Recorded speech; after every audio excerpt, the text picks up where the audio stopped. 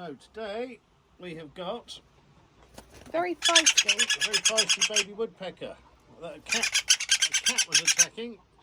He can't fly yet, but equally he wouldn't go back in the tree.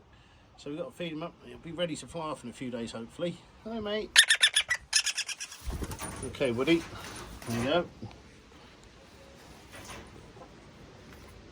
Grab your chair. I'll sit here and feed him.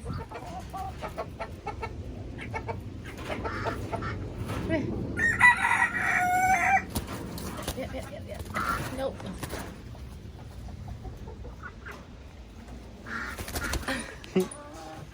Like to make life difficult, don't you? Eat your mealworms.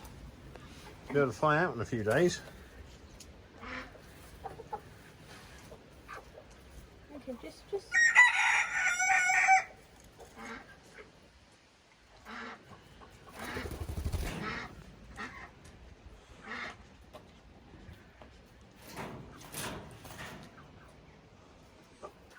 You've got to eat before we let you go.